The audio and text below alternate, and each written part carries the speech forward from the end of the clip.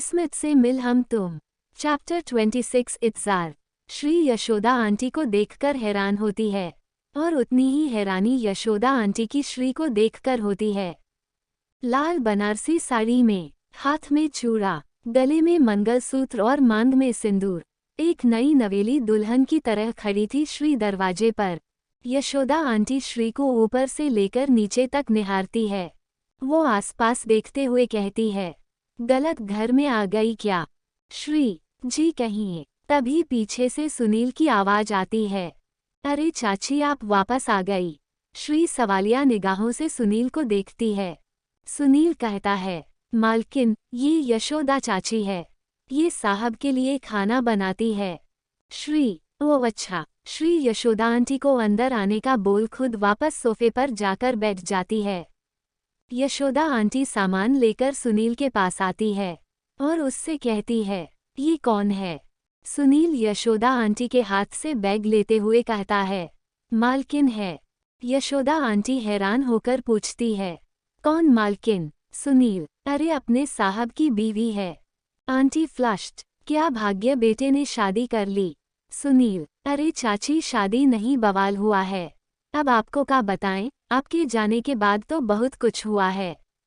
Sunil Yashoda aunty को रसोई में ले जाता है और वहां पर भाग्य और श्री के शादी का सारा किस्सा बता देता है। आंटी देखती है श्री अपने हाथ की मेहंदी सुखा रही थी। यशोदा आंटी बाहर आती है, श्री के पास आकर कहती है, मालकिन। श्री सर उठाकर देखती है। यशोदा आंटी अपने हाथ में चाय का एक कप लिए उनके सामने खड़ी थी। श्री मुस्कुराकर खड़ी होती है और उनसे कहती है, आंटी मेरा नाम श्री है। आप उम्र में मुझसे बड़ी है, इसलिए आप मुझे मेरे नाम से ही बुलाएंगे। आंटी को श्री कहीं ना कहीं सरल स्वभाव की लगी। यशोदा उन्होंने चाय का कप देती है। श्री यशोदा आंटी से कहती है कि वह अपने लिए भी चाय ले आए। यशोदा आंटी अपने लिए भी चाय लाती है और श्री के पास नीचे बैठने को होती है तो श्री उनसे कहती है, अरे आंटी आप नीचे क्यों बैठ रही है, यहाँ ऊपर बैठो। आंटी सकुचाई कहती है, आपके बराबर फ्लश्ड। श्री हंसते हुए कहती है, इसमें बराबर वाली कोई बात नहीं आंटी, सोफा बैठने के लिए ही होता है। श्री आंटी का हाथ पकड़कर उन्हें सोफे पर बैठा देती है और दोनों साथ में चाय पी रहे थे। श्री आंटी से कहती है, आंटी आप तो इनके लिए खाना बनाती है ना? यशोदा आंटी, जी। श्री, इन्हें खाने में क्या क्या पसंद है? श्री का सवाल सुनकर यशोदा आंटी मुस्कुरा देती है और वह श्री को भाग्य की पसंद बता देती है। चाय खत्म होने के बाद श्री यशोदा किसे कहती है, आंटी आज का खाना हम बनाएंगे। यशोदा आंटी सोफे से खड़े होते हुए कहती है, नहीं बिटिया ये हमारा काम है। अब बता दीजिए क्या बनाना है, हम बना देते हैं, आप आराम कीजिए। श्री रसोई घर की तरफ जाते हुए कहती, जब से आई हूँ आराम ही कर रही हूँ और अब तो आराम करते हुए भी थक गई हूँ, और वैसे भी हमारी पहली रसोई नहीं हुई है। श्री और यशोदा आंटी दोनों रसोई में आती हैं। श्री जब रसोई में सामान निकालती है तब यशोदा आंटी देखती है श्री वही सब सामान निकाल रही है जो भाग्य को पसंद है। वो समझ आती है कि श्री भाग्य की पसंद का खाना बनाना चाहती है। आंटी मुस्कुरा देती है और श्री की मदद करने लगती है। उधर दूसरी तरफ भाग्य के ऑफिस में भाग्य अपनी मीटिंग से निकलकर अपने केबिन की तरफ जा रहा होता है। इतने में राहुल उसके पास आता है और कहता है, भाग्य इनकम टैक्स वाले आए हैं। भाग्य हैरानी से राहुल को देखता है और कहता है, क्यों? राहुल, उन्हें कहीं से इन्फॉर्मेशन मिली है कि हमारे अकाउंट में कुछ प्रॉब्लम है। भाग्य, व्हाट नॉनसेंस, हम अपना प्रॉफिट और लॉस गवर्नमेंट के साथ क्लियर करके चलते हैं। इतने में कुछ लोग उनके पास आते हैं और कहते हैं, हेलो मिस्टर जयदेव, हम इनकम टैक्स डिपार्टमेंट से हैं। भाग्य, जी कहिए ऑफिसर कैसे आना हुआ? इनकम टैक्स ऑफिसर, हमें इन्फॉर्मेशन मिली है कि आप गवर्नमेंट का टैक्स चोरी कर रहे हैं, हमें आपका अकाउंट चेक करना है। भाग्य, ऑफिस आपको गलत इन्फॉर्मेशन मिली है, मैं अपने सारे अकाउंट गवर्नमेंट के साथ क्लियर करके चलता हूँ। फिर भी आपकी तसल्ली के लिए आप चाहे तो अकाउंट देख सकते हैं। ये कहते हुए भाग्य और राहुल अकाउंट डिपार्टमेंट की तरफ जाते हैं। वहां पहुंचकर भाग्य अपना फोन निकला है तो ऑफिस कहता है, सॉरी सर, जब तक हम तहकीकात कर रहे हैं आप फोन यूज नहीं कर सकते। ऑफिस भाग्य और राहुल से उनका फोन मांगता है। वो दोनों चाह के भी ऑफिस को माना नहीं कर पाए। रात के करीब 9 बजे श्री ने सारा खाना टेबल पर लगाया जिसमें आंटी ने भी उनकी मदद की।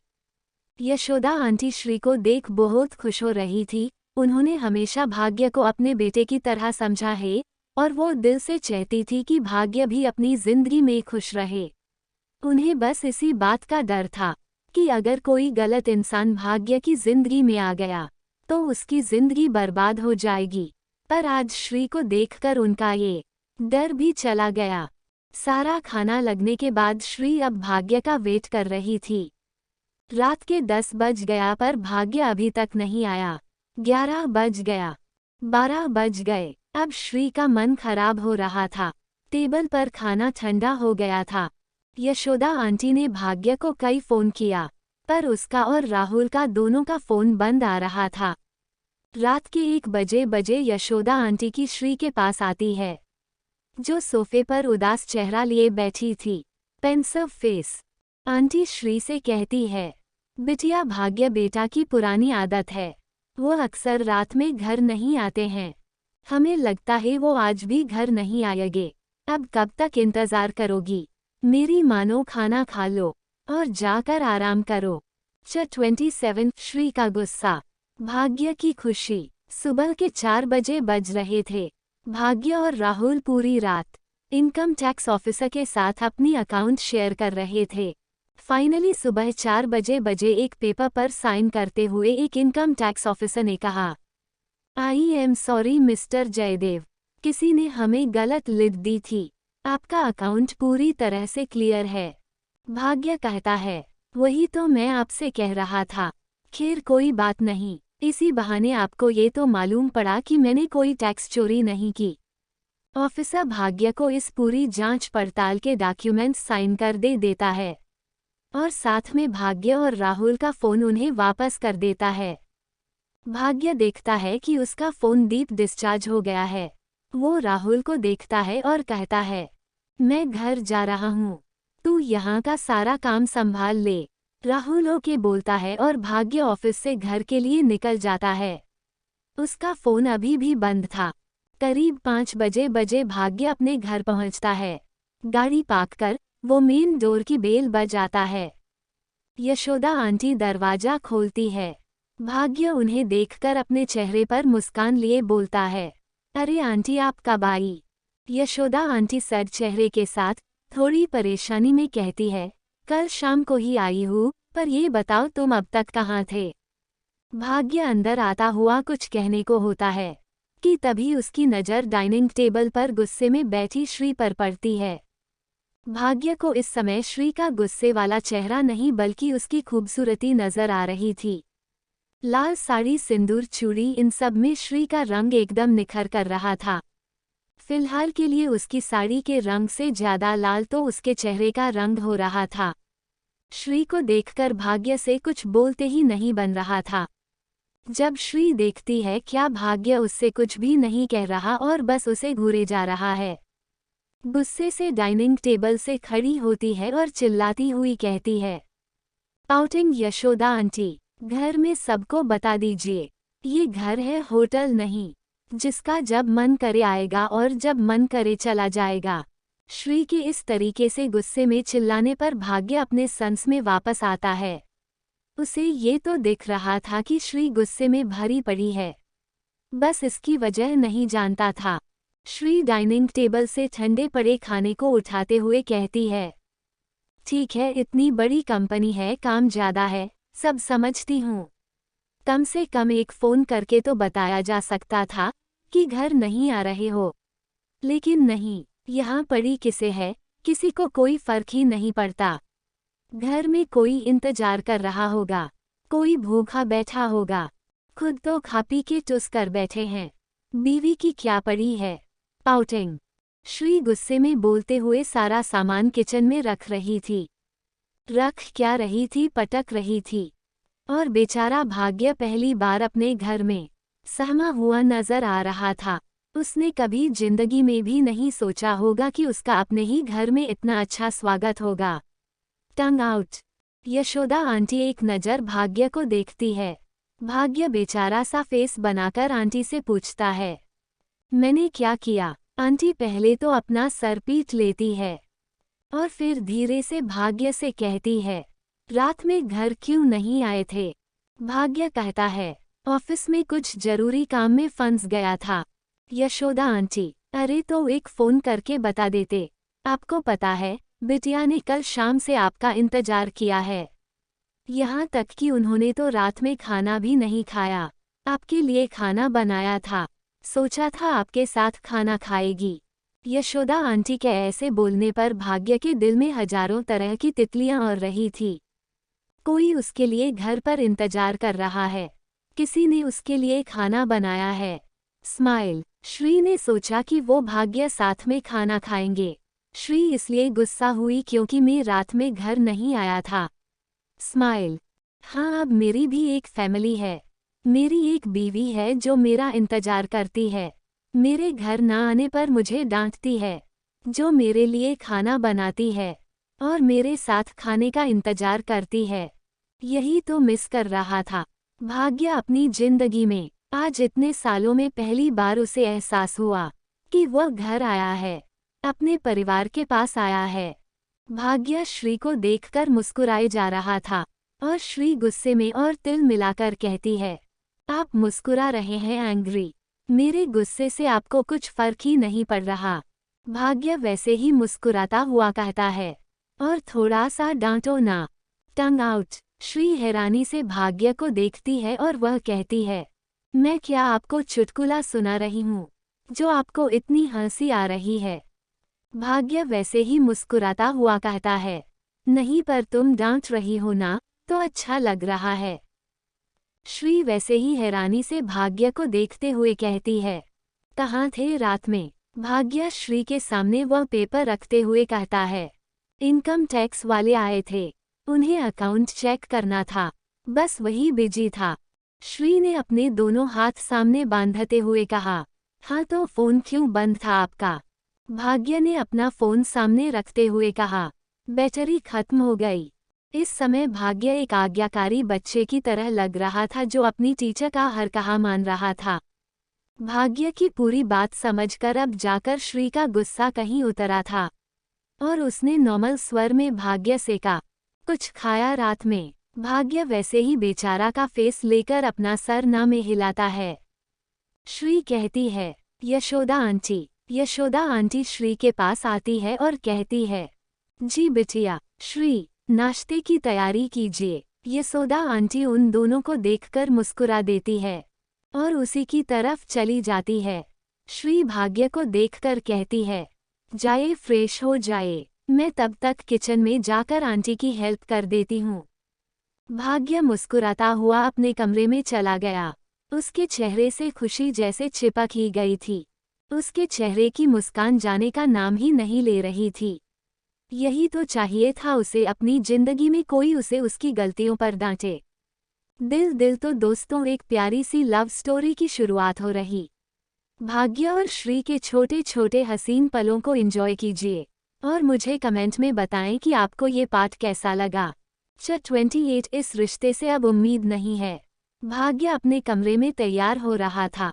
श्री जब कमरे में आती है तो देखती है कि भाग्य अपनी टाई साही कर रहा है। श्री उसे देखते हुए कहती है, आप कहीं जा रहे हैं? भाग्य मिरर में अपने बाल बनाते हुए कहता है, ऑफिस जा रहा हूँ। श्री हैरान हो जाती है और भाग्य के पास आते हुए कहा, पर आप सुबह ही तो ऑफिस से आए हैं। भाग्य श्री की तरफ पलटता है और मुस्कुराते हुए उसे देखकर कहता है, हाँ तो क्या हुआ, ऑफिस तो जाना है ना? श्री भाग्य के सामने अपने हाथ बांधते हुए कहती है, रात भर सोए नहीं आप? चेहरे पर थकान साफ नजर आ रही है। कोई ज़रूरत नहीं है ऑफिस जाने की, और वैसे भी एक दिन ऑफिस नहीं जाएंगे तो कौन सा आपकी कंपनी डूब जाएगी। जाए कपड़े बदल गई और जाकर आराम कीजिए। भाग्य श्री से कहता है, अरे कुछ नहीं होगा, मेरा ऑफिस जाना जरूरी है। श्री वैसे ही अपने हाथ बांधे खड़े होते हुए कहती, ऐसा भी क्या जरूरी काम है? भाग्य कहता है, जो हमारी कंपनी की ब्रांड एम्बेसडर है और हमारी मॉडल है उसके साथ मीटिंग है। श्री वही खड़े खड़े भाग्य के फोन पर राहुल को फोन करती है। 2 रिंग के बाद राहुल फोन उठा लेता है और कहता है, हाँ बोल। श्री कहती है, राहुल भैया, मैं श्री बोल रहे हैं। राहुल कहता है, जी भाभी कहिए, कुछ काम था। श्री कहती है, भैया वो जो कंपनी के मॉडल के साथ मीटिंग है, उनमें इनका होना जरूरी है। अगर वो आज ऑफिस नहीं आएंगे तो क्या बहुत बड़ा नुकसान होगा? राहुल हंसते हुए, बिल्कुल नहीं भाभी, मॉडल के साथ बस कॉन्ट्रैक्ट ही तो रिन्यू करना है, वो तो मैं भी कर सकता हूँ। कोई इशू नहीं होगा अगर आज भाग्य ऑफिस नहीं आएगा तो। श्री थैंक यू बोलकर फोन काट देती है और भाग्य को घूरने लगती है। भाग्य श्री के हाथ से फोन लेता है और कहता है, अगर मैं सामने रहूंगा तो सब ठीक से काम करेंगे ना? श्री कहती है, माना कि आप कंपनी के मालिक हैं, पर राहुल भैया भी इस कंपनी के बिजनेस पार्टनर है। वो भी अपना नुकसान नहीं करवाना चाहेंगे। उन्होंने कहा ना कि वो मीटिंग हैंडल कर लेंगे। चुपचाप जाए कपड़े चेंज कीजिए और जाकर आराम कीजिए। ये बात श्री ने उसे बहुत नॉर्मल ही नहीं बल्कि ऑर्डर टोन में कही थी, जैसे कह रही हो, ये करना है तो करना है। बेचारा भाग्य चुपचाप जाता है, अपने घर के कपड़े पहनता है और जाकर चुपचाप बेड पर लेट जाता है। थोड़ी ही देर में उसे नींद भी आ जाती है। बीवी के सामने किसकी चली है, जो भाग्य की चलती टंग आउट। दूसरी तरफ राहुल अपनी मीटिंग में एक होटल के कॉन्फ्रेंस रूम में था। 2 घंटे बाद मीटिंग खत्म होती है और राहुल मीटिंग रूम से बाहर निकलता है। जैसे ही लॉबी की तरफ जाने को होता है, वैसे ही किसी ने उसका हाथ पकड़कर अपनी तरफ खींच। राहुल देखता है सामने प्रिया होती है और उसे देखकर मुस्कुरा रही होती है। राहुल प्रिया का देखकर चौंक जाता है, पर वह भी अपनी स्माइल के साथ प्रिया से कहता है प्रिया तुम ये क्या कर रही हो? प्रिया वैसे ही राहुल का हाथ पकड़े हुए उससे कहती है, आज मेरी फ्रेंड का बर्थडे है, उसी की पार्टी में आए थे। आपको यहाँ देखा तो आपसे मिलने चली आई। आप यहाँ क्या कर रहे हैं? राहुल कहता है, मैं अपनी मीटिंग के लिए आया था। प्रिया कहती है, वैसे अगर आपकी मीटिंग खत्म हो गई हो तो क्या हम साथ में एक कप कॉफी पी सकते हैं? राहुल मुस्कुराकर कहता है, यस सर। राहुल और प्रिया दोनों काफी शॉप जाते हैं और कॉफी टेबल पर बैठ जाते हैं। राहुल और प्रिया अपनी किसी बात पर एक दूसरे से बात करते हुए मुस्कुरा रहे थे। थोड़ी देर बाद राहुल और प्रिया अपने अपने रास्ते चले जाते हैं। शाम को राहुल घर आता है, देखता है विनीता घर पर ही थी। वो अपना लैपटॉप बैग रखते हुए कहता है, आज तुम घर पर कैसे हो? विनीता अपनी एक आईब्रो चढ़ाते हुए कहती है, क्यों मुझे यहाँ देखकर तुम्हें हैरानी हुई? राहुल अपनी टाई ढीली करते हुए कहता है, आज विवेक और परी का रिसेप्शन है, तुम्हें वहाँ होना चाहिए था। विनीता सोफे से उठते हुए कहती है, होना तो आपको भी वही चाहिए था। राहुल के आता है, हाँ तो रिसेप्शन 8 बजे शुरू है ना, मैं 7 बजे तक आ जाता। विनीता अपने दोनों हाथ बांधते हुए कहती हैं, राहुल तुम मुझसे कुछ छुपा रहे हो। राहुल कहता है, तुम कहना क्या चाहती हो? विनीता कहते हैं, क्या तुम्हारा कहीं अफेयर चल रहा है? राहुल गुस्से में भड़कते हुए कहता है, एंग्री। व्हाट नॉनसेंस, क्या बकवास कर रही हो? विनीता भी भड़कते हुए राहुल से कहती है, मेरी सारी बातें तुम्हें बकवास नजर आएगी और उस प्रिया की बातें तो तुम्हें बहुत अच्छी लगती है, तभी तो उसके साथ हंस हंस के बातें कर रहे थे। पाउटिंग। राहुल भड़कते हुए कहता है, तुम्हारे दिमाग में जो ये गंदगी है ना विनीता, इसे जितनी जल्दी हो सके निकाल दो। दुनिया में हर चीज का इलाज है पर शक का कोई इलाज नहीं है। विनीता वापस केबल के पास जाती है और एक एनवेलप राहुल को पकड़ते हुए कहती है, अगर मैं शक कर रही हूँ तो तुमने इस शक को यकीन में बदल दिया है। राहुल को एन्वलप खोलकर देखता है तो उसकी आंखें हैरानी से बड़ी हो जाती है। यह उसकी और प्रिया की तस्वीरें थी जो किसी अलग तरीके से पेश की गई थी। पार्क में जब राहुल प्रिया से गले मिला था और आज की जब लॉबी में प्रिया ने राहुल का हाथ पकड़ा हुआ था और उस कॉफी शॉप की जब दोनों हंसकर बातें कर रहे थे। राहुल वह तस्वीर देखते हुए विनीता से कहता है, व्हाट नॉनसेंस, कहाँ से मिली ये तस्वीरें, किसने भेजी? पाउटिंग पाउटिंग विनीता कहती है, किसने भेजी है यह मायने नहीं रखता, तस्वीरों में जो दिख रहा है वह मायने रखता है। राहुल पाउटिंग, जो दिख रहा है वह बस तुम्हारी आंखों का धोखा है। मेरा और प्रिया के बीच ऐसा कुछ भी नहीं है, हम बस दोस्त हैं। विनीता पाउटिंग, सच में दोस्त हो? और ऐसे कितने दोस्त हैं जिनके साथ तुमने ऐसे घूमते फिरते रहते हो? अगर तुम्हें कुछ करते भी हो ना, इसमें कोई बड़ी बात नहीं होगी। पाउटिंग, राहुल गुस्से में भटकते हुए कहता है। विनीता, अपनी जबान को लगाम दो। पाउटिंग, कहीं ऐसा ना हो कि तुम अपने कहे हुए शब्दों पर खुद ही पछताओ।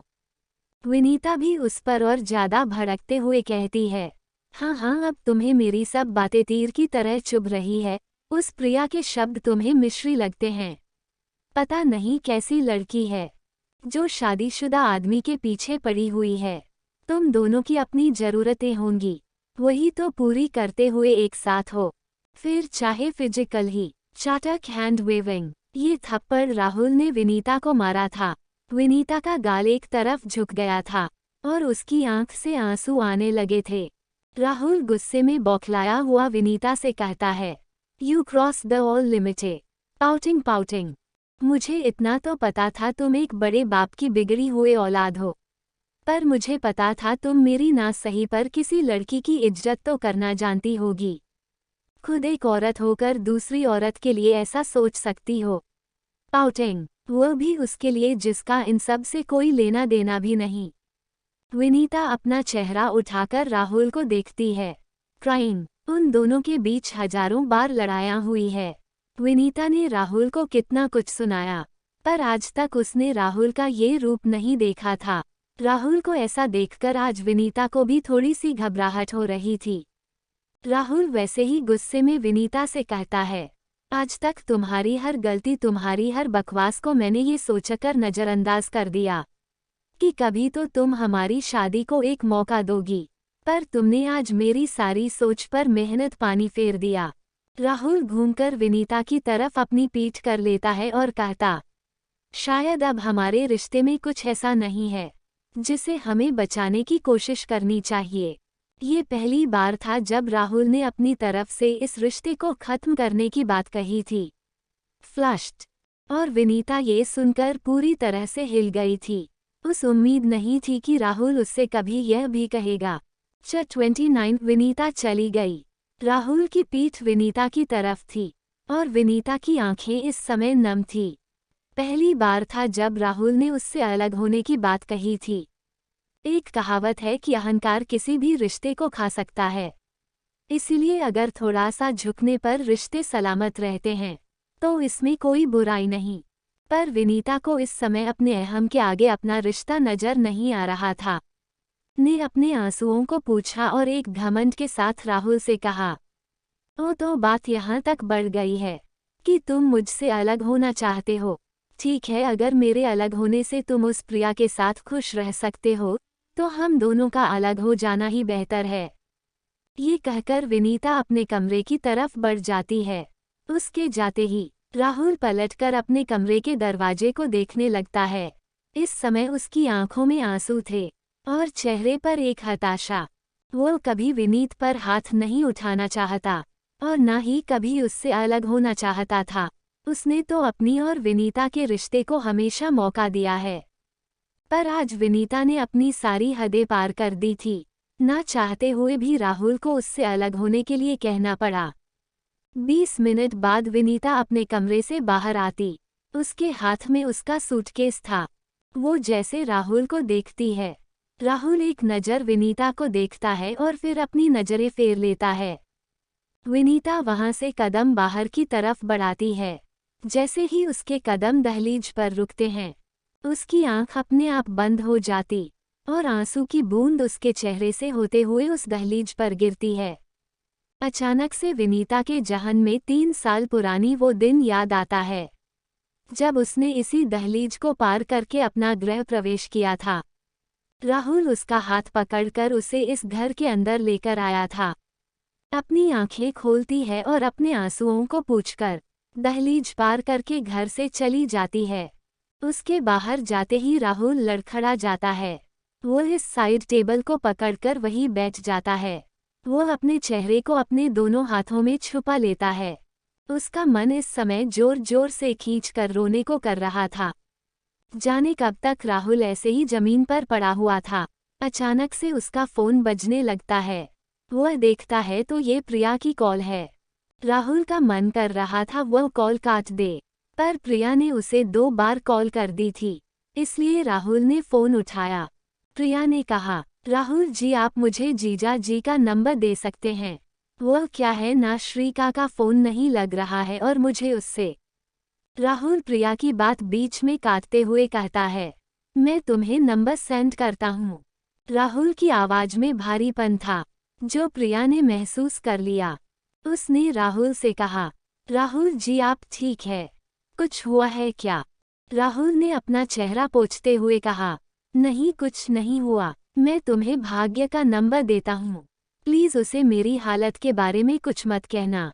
राहुल ये कहकर फोन रख देता है। प्रिया को थोड़ा अजीब लगता है। राहुल की हालत के बारे में भाग्य को कुछ मत कहना, ये लास्ट लाइन प्रिया को सोचने पर मजबूर कर रही थी। न जाने कितने देर तक राहुल ऐसे ही जमीन पर पड़ा हुआ था। वो उठता है और धीरे कदमों से अपने कमरे में जाता है। अलमारी खुली हुई थी जहां पर विनीता के कपड़े हुआ करती थी, वो अलमारी खाली है। ड्रेसिंग टेबल जहां पर विनीता का मेकअप का सामान रहता था, आज वहां पर कुछ भी नहीं है। आज कमरा राहुल को काटने को दौड़ रहा था। यहाँ की सजावट इंटीरियर सब उसे बेजान नजर आ रही थी। उसने साइड में पड़ा फ्लावर पॉट उठाया और शीशे पर दे मारा। शीशा एक बार में ही चकनाचूर हो गया और पूरे फर्श पर फैल गया। राहुल नंगे पैर उसी से पर चलता हुआ अलमारी के पास आता है और उस अलमारी को जोर से धक्का देता है। अलमारी का दरवाजा उखड़ जाता है। फिर राहुल की नज़र उस बेड पर जाती है, जहां भले ही वह दोनों कभी एक ना हुए हो, पर एक साथ होते जरूर थे। विनीता की वह साइड जहां विनीता सोया करती थी वह खाली थी। राहुल एक ड्रर में से लाइटर निकालता है, उसे जलाकर बेड पर फेंक देता है। कुछ ही पल में वह बेड आग की लपटों में लिपट जाता है। जैसे जैसे राहुल उसकी तरफ बढ़ रहा होता है, उसके जेहन में अपनी और विनीता की शादी से लेकर अब तक के सारे सीन एक साथ चल रहे थे। राहुल जैसे ही बेड के बहुत नज़दीक पहुंच जाता है, कोई उसे खींचकर वापस पीछे कर लेता। राहुल हैरानी से पीछे पलटकर देखता है तो उसके सामने प्रिया खड़ी थी। प्रिया राहुल का हाथ पकड़कर जल्दी से उसे रूम से बाहर लाती है और वॉचमैन की मदद से कमरे में लगी आग बुझाती है। राहुल सोफे पर बैठा हुआ था और प्रिया उसके सामने बैठी हुई थी। प्रिया ने बहुत ही नर्म लहजे में पूछा, राहुल आखिर बात क्या है? राहुल के सब्र का बांध टूट गया और वह प्रिया से लिपटकर फूट फूट कर रोने लगा। चली गई मुझे छोड़कर, क्राइंग, मेरे इतने साल के इंतजार का उसने ये सिला दिया। मुझे बिल्कुल भी उम्मीद नहीं थी कि वह मुझे छोड़कर जाएगी। मैं कैसे रहूंगा उसके बिना? लड़ लेती झगड़ लेती पर मेरे साथ रहती। मुझे छोड़कर क्यों गई? मुझे नहीं जीना है। प्रिया ने राहुल को खुद से दूर किया और कहा, राहुल होश में आए, क्या हुआ है आपको? कौन छोड़कर गई है आपको? राहुल ने हताशा के साथ, विनीता। प्रिया ने हैरानी से, आपकी वाइफ छोड़कर चली गई, पर क्यों? राहुल ने टेबल पर पड़ा अनब्लॉक उसे देते हुए कहा, इस वजह से। प्रिया ने जब फोटोग्राफ्स देखे उसका दिमाग हटने को हो रहा। उसने गुस्से में राहुल पर चलाते हुए, व्हाट द हेल? राहुल क्या है ये सब? हमारी तस्वीरें इस तरीके से, वह भी आपकी वाइफ के पास। किसने किया है ये सब? राहुल, मुझे नहीं पता, पर विनीता के पास ये सारी तस्वीरें थी और उसे लगता है कि तुम्हारे और मेरे बीच कुछ है। प्रिया, तो आपने उन्हें क्लियर क्यों नहीं किया? राहुल, क्योंकि वो कुछ सुनना ही नहीं चाहती थी। उल्टा उसने हम दोनों को लेकर बहुत सी गलतफहमी पाल रखी थी। और इन सब के बीच मेरा उस पर हाथ उठ गया। मैंने उसे चली जाने के लिए कहा।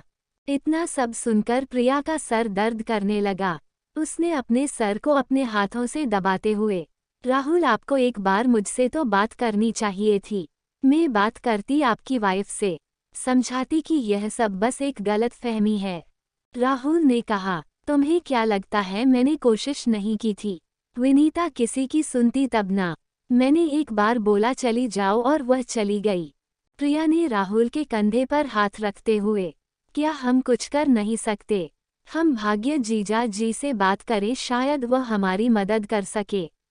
राहुल ने तुरंत प्रिया का हाथ पकड़ते हुए उससे कहा, इस बारे में भाग्य से या श्री भाभी से कोई बात मत करना। मैं भाग्य को बचपन से जानता हूँ। जिंदगी में पहली बार उसके जीवन में खुशियाँ आई है।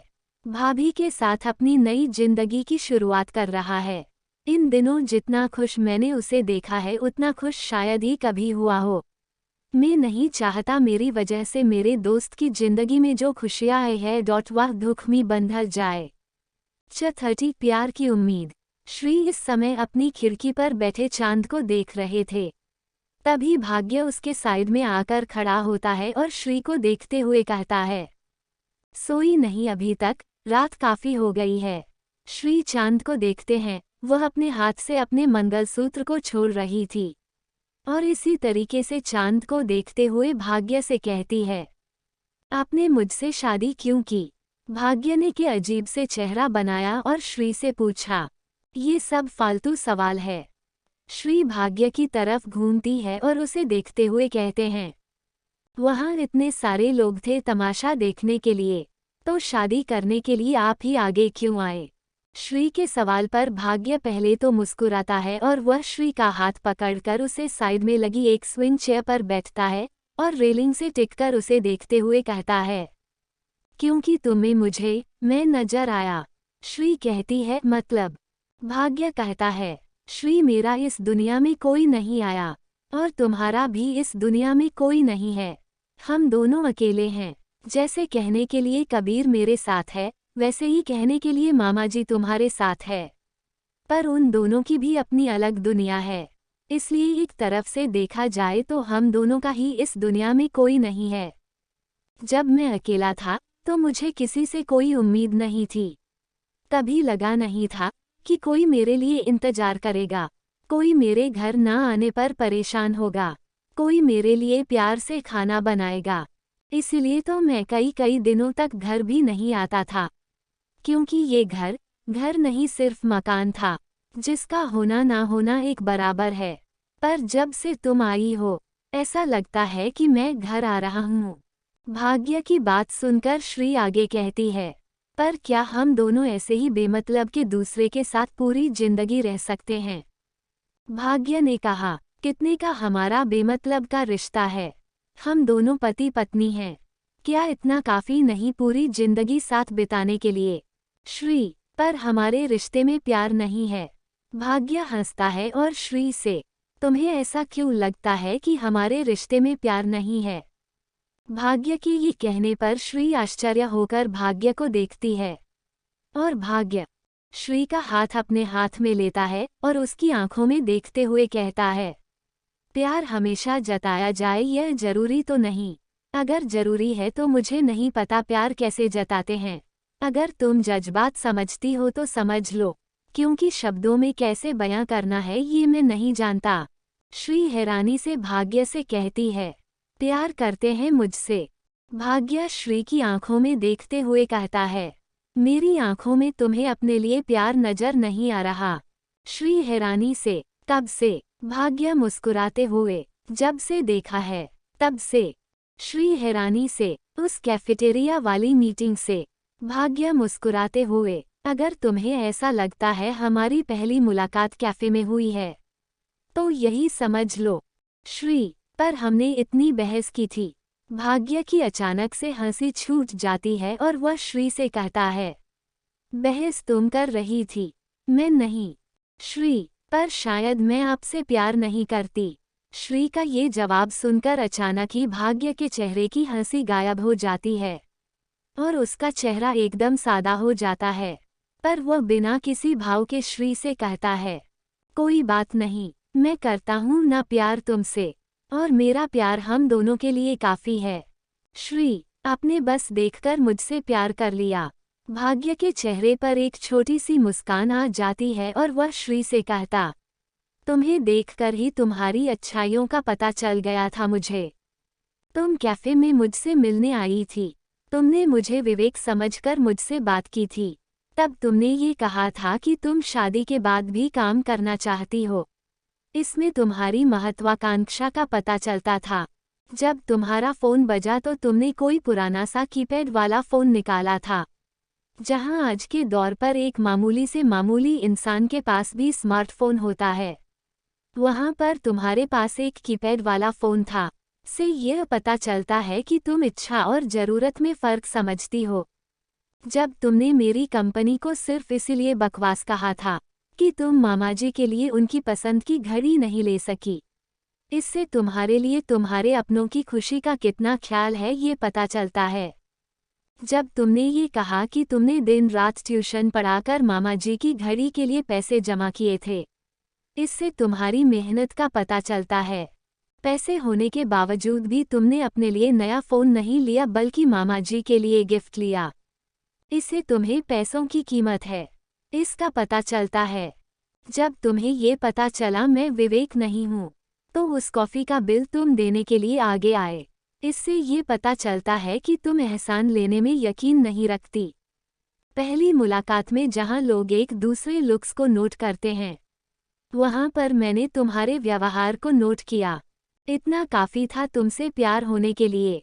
श्री हैरान थी कि भाग्य उसके बारे में इतनी गहराई से जानता है। उसने भाग्य से कहा, क्या आप मुझसे भी उम्मीद करते हैं कि मैं आपसे प्यार करूं? भाग्य कहता है कि यह उम्मीद करना गलत है, पर मैं तुम पर कोई जोर जबरदस्ती नहीं करूंगा। प्यार एहसास है जो थोपा नहीं जाता, महसूस किया जाता है। जैसे मुझे महसूस हो गया वैसे एक दिन तुम्हें भी हो जाएगा, पर जिस दिन तुम्हें महसूस हो गया उस दिन मौत भी आ जाए। भाग्य इससे पहले कुछ कह पाता श्री ने उसके मुंह पर अपना हाथ रख दिया और अपना सर ना में हिलाया। भाग्य के चेहरे पर अचानक से मुस्कान आ गई और उसका वह हाथ जो श्री ने उसके मुंह पर रखा था, उसने उसे चूम लिया। श्री ने अपना हाथ पीछे खींच लिया और आंखें नीची कर ली। भाग्य ने मुस्कुराते हुए कहा, मेरी जीने मरने से कभी किसी को कोई फर्क नहीं पड़ता था, पर तुम वह पहली जो मुझे खोने से डरती है। तुम्हारी एक और अदा से मुझे प्यार हो गया। दिल आपको एपिसोड कैसा लगा मुझे जल्दी से कमेंट करके बताएं। Open mouth smile.